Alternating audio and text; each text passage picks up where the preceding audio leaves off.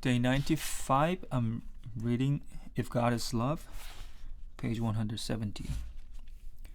Often people joke when I invite them to church that the ceiling might fall in. I wish they simply misunderstood the character of the church, but I suspect they reflect the image we've created.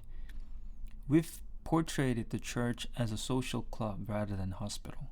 The truth is that the church is a gathering of wounded and broken people relying on the grace of God as they struggle to heal and grow. Henry Nouwen explains this dynamic with a rabbinic story. Rabbi Yeshua ben Levi asked Elijah, "When will the Messiah come?" "Go ask him yourself." "Where is he?" "Sitting at the gates of the city." "How shall I know him?" "He is sitting among the poor, covered with wounds." The others unbind all their wounds at the same time, then bind them up again. But he unbinds at one at a time and binds it up again, saying, "Perhaps I shall be needed. If so, I must always be ready so as not to delay for a moment." Jesus said, "Those who are well have no need of a physician, but those who are sick." Go and learn what this means. I desire mercy, not sacrifice. For I have come to call not the righteous, but sinners. Jesus calls the wounded to follow. When we think ourselves spiritually superior, there is no need to follow Jesus. When we acknowledge our brokenness, we are free to heal and be healed. Everyone is welcome because everyone is wounded and broken, from the back pew to the pulpit. As a pastor, I've learned to step off the pedestal and reveal my struggles, doubts, and failures. When I'm honest, others become more vulnerable. The week after I admitted to a battle with pornography, 3 men called and asked for help with their own addictions. Unfortunately, the church has often asked pastors and leaders to be inauthentic. Patrick Means, in his book Man's Secret Words, reports on the survey of church leaders. 64% acknowledges struggling with some sexual addiction or compulsion. 25% admitted to sexual indiscretions outside of marriage. Means discovered church leaders had the same rates of sexual dysfunction as the general population. However, within traditional Christianity, where grace is measured in teaspoons, pastors know better than to admit their struggles and sins. We want symbols of perfection rather than leaders with clay feet. Many pastors would gladly give up this pretense. Those who covet it are dangerous. Traditional Christianity has been authoritarian. Pastors rule small kingdoms in which their word is law. Clergy are honored and laity are ignored. George Fox, the founder of Quakerism, found this so objectionable, and he accused the clergy of being hirelings, motivated by money and power rather than grace. When I became a Quaker pastor, this critic bothered me. Ellen, one of the members of my congregation, put me at ease. She said, "Don't worry, we'll remind you as often as possible that you are just one of us." A gracious church is one that avoids dysfunctions conferring special status, prestige, or authority. Bishops, priests, and pastors are not called to greater power, but to more intentional and specific service.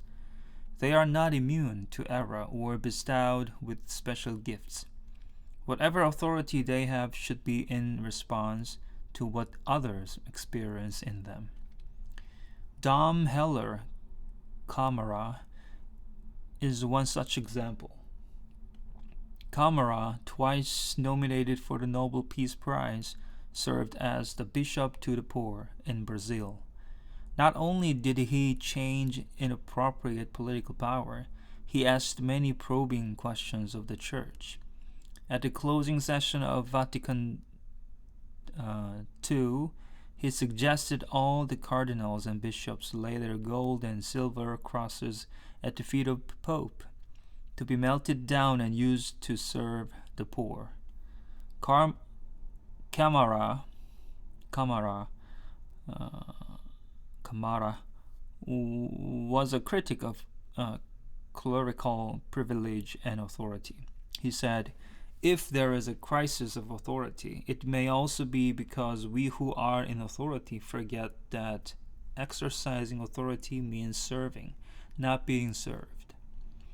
Authoritarian authority is impossible nowadays. Authority can stem only from dialogue and mutual, fraternal consideration." This distinction, being authoritarian versus being authoritative, is crucial to a gracious church. A church in which leaders dictate is a dictatorship. In a grace church, men and women become authoritative.